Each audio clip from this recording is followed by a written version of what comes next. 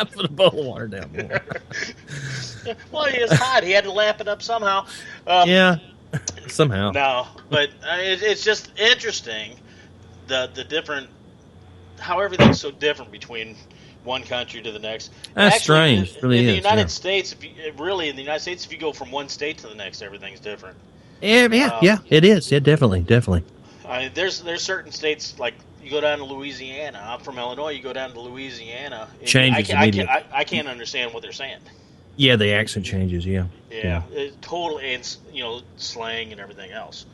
Hey, So, you're bringing up accents, and that's an interesting observation you're bringing up. Here, the accent changes from street to street. does it? Huh? Yes, sir. And the accent is even more prevalent, more of a change from city to city. Wow. Yeah, and then if you go from county to county, it's like going to two different countries. Well, I guess you'd have to live there to be able to hear the accent change. Or Well, no? absolutely. You live here, and you start noticing straight away that not all English people talk the same. And as a matter of fact, there's more accents than you thought when you first come here. Is what I thought. And the thing is that there's just so many different variations. If you think you're going to learn all of them, you never will. Right, There's so many different variations. Well, I used to work with this guy that was from India, right? His name is Chet Gandhi. Yeah. No kidding. I asked him if he was related. He said no. But this dude was such a hard worker. He worked 6 jobs. Yeah. He worked They're really hard workers. Yeah. And- I'd say and- most of them are anyway. I asked him if he could teach me his language because he couldn't speak English very well. And Yeah. he told me that it would take me 26 years to learn his language. Wow. Because, like you said, if you go, and the way he explained it, if you go 10 miles in either direction from his village, everybody's speaking a different language. Yeah. It's all the same, but it's different dialects. Yeah, I could see that. Yeah, but that's like a totally different language, though. It's I was talking more like English speaking countries like Canada, England, places. If I were to go to India or any place like that, I would be totally lost because I don't know how to speak their language. But I can see where a language like that or a language like Chinese would take you forever, to learn. I mean, you might as well have another lifetime to try to pick up any of that stuff, Oh, absolutely. It's amazing, though, because when you're a kid, no matter where you're born at, for the first 3 years, I mean, that's when you learn that language. Within 3 years, without having any knowledge of being able to read whatsoever. So very impressionable age, Well, the brain grows and just absorbs everything. It absorbs like it a straight sponge. away, like a sponge. Yeah. Absolutely, God. It's just, and then they start getting the tones down, and even if they can't speak yet, they know when you're telling them no, as kids. So it's just very interesting. And then as we get older, it takes us a lot longer to figure out different languages like that. That's true. Or That's different true. accents, being able to hear different accents, even if it is an English-speaking accent. Because we've gone past that point, haven't we? Yeah. As far as we've gone past there's that a little, point. I think there's a little bit of language barrier there within your brain once you do get past a certain age. Yeah. Just my opinion, because you don't have. I think you're right. Yeah, I call it. I basically call it a senior's moment. Oh, I got lots of for those. me. I have a senior's moment occasionally. Listen to some of my shows. You can hear a lot of senior moments coming from me. Isn't that right, Goddess? No, of course not. I think a lot of people do that. Yes. I think she was being a little facetious on that one. No. No. How long have you been living there? How long have I been living here?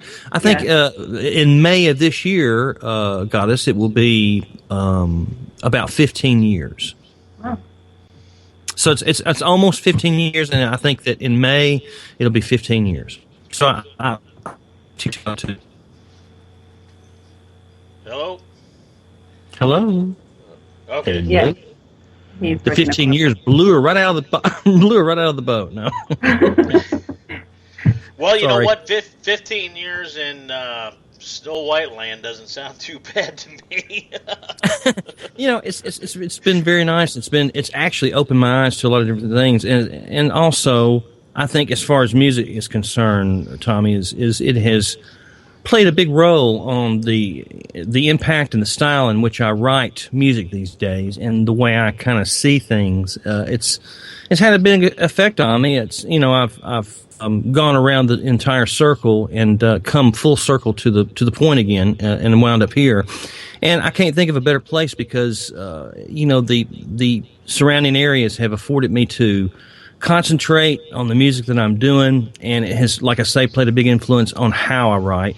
And I've kind of learned to just slow down, smell the roses, smell the coffee, so to speak, and kind of enjoy life for a change instead of always being in a rush like I was back in corporate America. Oh yeah, Nice. I would love to be in a little bit slower pace than what we are forced to be I think here. everybody deserves that. Everybody, I think, in the world deserves that at some degree or some point of their life, because life's too short, and I just call myself very fortunate to be in a situation like that, to where I have met a person that is a very important part of my life that I have come to be with here, and she's very important to me. So it's played a big part in the way I look at things now, and it's also obviously played a big role on some of the recent songs I've written, like "She's Everything to Me," like "Don't You Know That I Need You," and "Her Kiss," and things like that. Right. That's beautiful. Now I know by listening to your music, man. I tell you, you have a lot of Elton John styling down, and I mean, we've just a bunch of different people. You sound like to me from back in the day, Thanks, man. I appreciate that. I would say Keith Richards, but I don't know about that one. Keith Richards. Oh my God, I've heard a bunch of them. Haven't heard that one. Maybe no. I don't know how that dude stands up.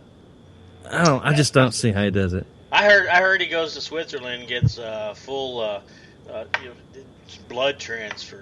Where they take his old blood out and put it all that's new really blood weird. in. That's really weird that you should bring that up, because we were talking about that the other night. I was talking about that with somebody else, and I brought that up. I said, you know what? I read about that one time as a kid. I actually read it in an article in Playboy magazine, as a matter of fact. It was back in the 70s, I believe.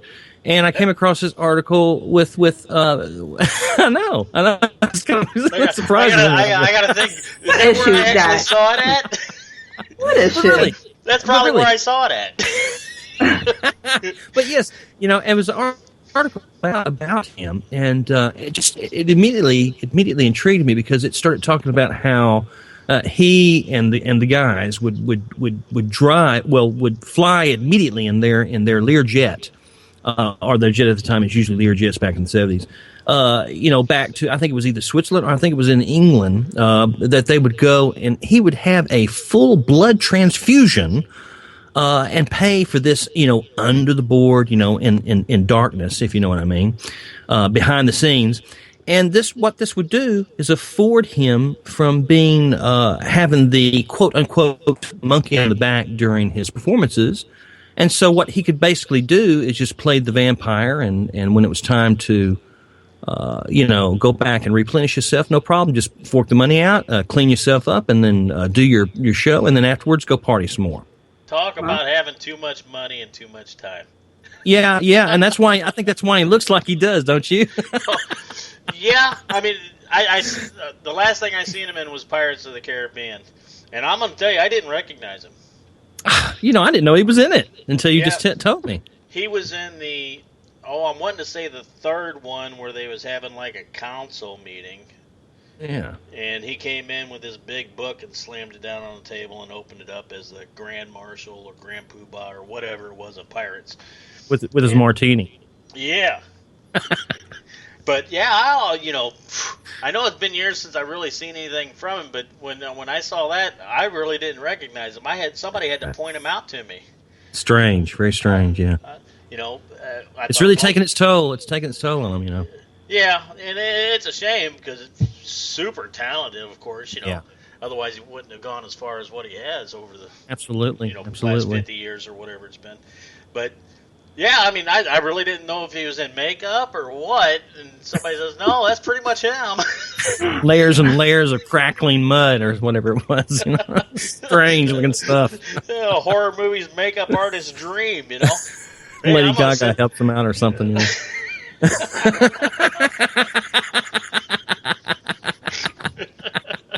Sorry about that, guys, if you're listening. I don't think they are. Yeah. Well, you just never a joke. know who's listening.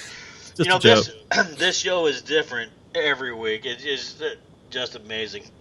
Last week, we actually had to change up because our guest didn't show up, but that's okay. I'm still trying to get a hold of, the guest that was supposed to been here last week. I'm hoping something bad didn't happen to him. But anyway. I'm still trying to get hold of him, and if you can hear me, Ellie, I'm still trying to get a hold of you. I sent you a couple messages. I don't know if you received them yet or not, but today is Jerry Hull from Hull, England. That's strange, isn't it? Well, he had to move to England, and it was like Snow White land, so he had to do it himself. I assure you, my good man, it's purely coincidental. Purely coincidental, yes. Well, you got that done pretty good after 15 years. Just a little bit. I think one day I was kind of putting on a little bit, a little thickness there, to somebody, and I said, "You've been here too long, man." Every time I try to do an English accent, it comes out top of the morning to you, lass. And top of the morning. That's not English. That sounds Irish, I think. Almost Irish. Yep.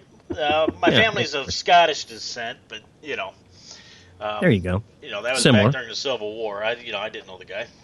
Yeah, of course not. Is McMurridge.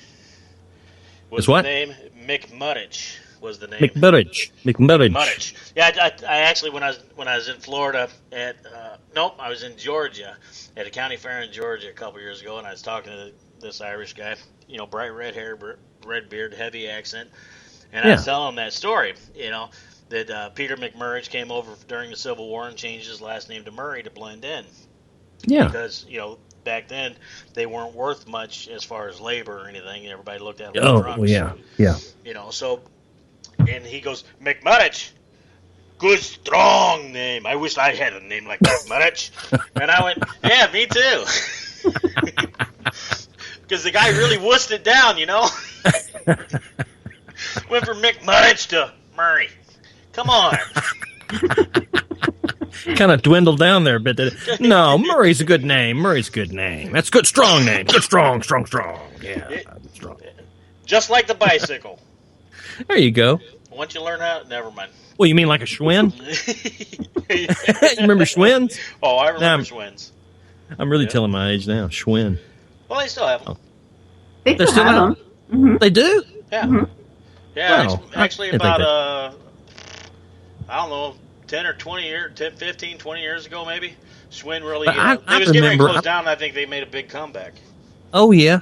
I remember in the day when they were like the best. There was no better than a Schwinn. And I remember seeing the first advertisement on Captain Kangaroo.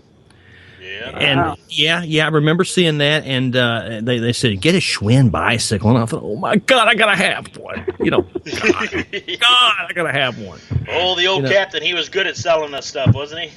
Yeah, he was good. I love the old captain. Do you remember the ones with the banana seats? Yeah, with the banana seat and the sissy bar. Yeah, the sissy bar. Yeah. The 5-foot tall sissy bar on the back. I was going to say monkey bar. I'm glad you say sissy bar, man. Yep. Well, it had the monkey bar handles. Yeah. With the long forks. Right. The metallic, usually a metallic, like glitter inside the seat, green or yellow or orange. I never got the long forks. I always wanted the long forks, but never got the long forks. But what I did get is the sissy bar, like you're talking about, and the banana seat, like Goddess just pointed out. And I got the big handlebars in front, the monkey bars in front, whatever you call them. And I got all those, but I never got the forks. I always wanted the forks. I never got those. Well, see, I never got them. Yeah.